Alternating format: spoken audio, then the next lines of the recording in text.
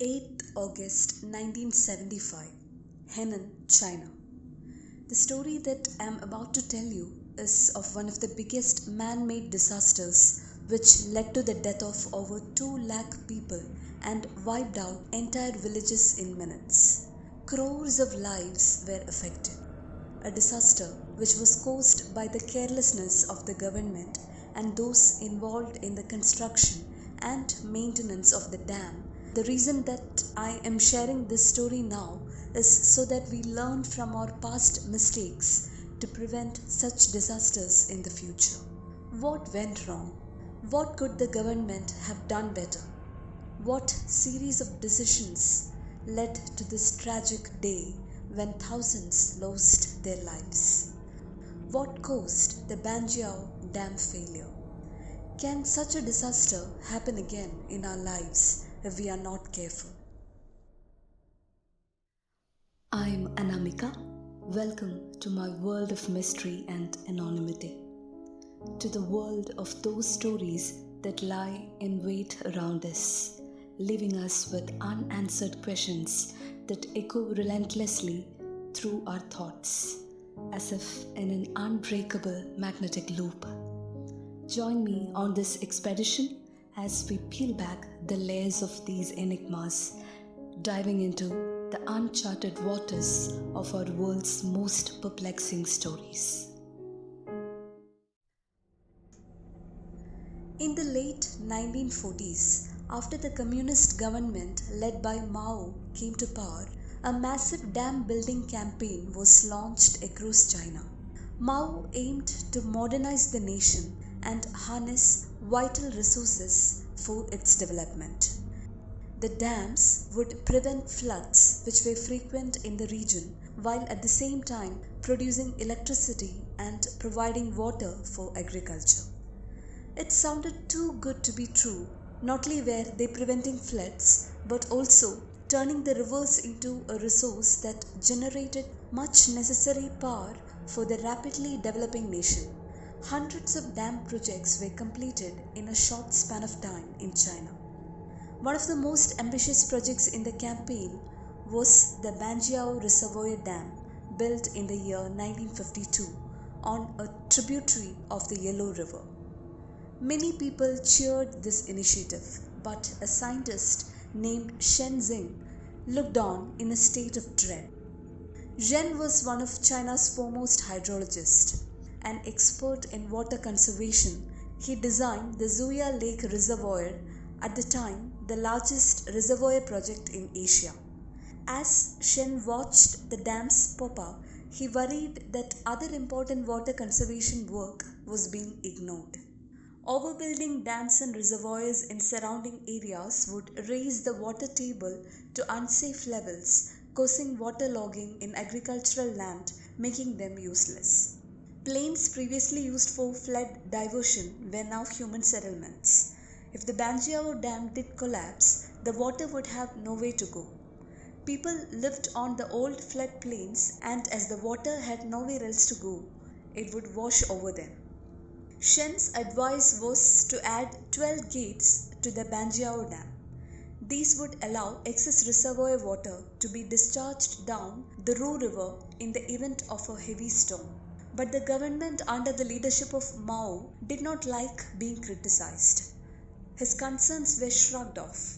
Zhen was labeled by the government as a right-wing activist and eventually forced to quit his job overseeing the design of several other dam projects in the region. Only 5 gates were installed in the dam as opposed to the 12 suggested by Zhen. Had they listened, hundreds of thousands of lives could have been saved. The workers who put up the dam had no experience building reservoirs. Cracks formed in the 5 gates the government had allowed, as well as in the dam itself. In 1955, after some flaws were discovered in the Banqiao Dam, it was reinforced with the help of the Soviets and called the Iron Dam. But there was no regular maintenance or inspection to determine if the repaired dam could withstand a cataclysmic rainstorm. According to the Chinese government, the Banqiao Dam was supposed to withstand a 1,000-year storm. It could not be broken, and all concerns were baseless, meant to cause fear and panic among the local people. And the dam stood strong until it did not. The rains began on August 5, 1975. A storm was making its way through Henan province in eastern China, and the downpour was so disastrous that witnesses reported the ground was strewn with dead birds, pelted to death by the force of the falling water. The rainfall from that one day exceeded the yearly average. The next day, it poured for another 16 hours. The day after that, for 13 more. The Banqiao Dam, which crossed the powerful Ru River, was designed to handle a half meter of rainfall over 3 days. It had rained 6 times that much. Because of flooding further down the valley, workers had been ordered not to release too much water from the Banqiao Dam. But after the first day, communication lines went down, so the workers did not know what to do or when to open the gates. All they could do was guess. In the nighttime darkness on August 8, a line of people moved frantically through waist-deep water to pile sandbags on top of the dam. They were trying to prevent water flowing over the dam. It was still pouring. In the village below, millions were sleeping. Shortly after midnight, the water rose just over a foot above the dam's crest. Moments later, they heard a terrible noise. It sounded like the sky was collapsing and the earth was cracking, a survivor said. An older woman looked up from her work and yelled, "The river dragon has come." Water, the equivalent of nearly 3 lakh Olympic swimming pools, burst through the dam. A wall of water nearly 20 feet high and over 8 kilometers wide surged through the villages below. Banqiao Dam bursting set off a domino effect, sending water rushing through dozens of dams downstream. By the time the night was over, 62 dams had burst and 85,000 people drowned. Some managed to survive by climbing trees or gathering on roofs, but in the coming days, many of those who initially survived met a much slower death. They were stranded without food or clean water. Food was airdropped but was lost in the water or spoiled in the scorching summer heat.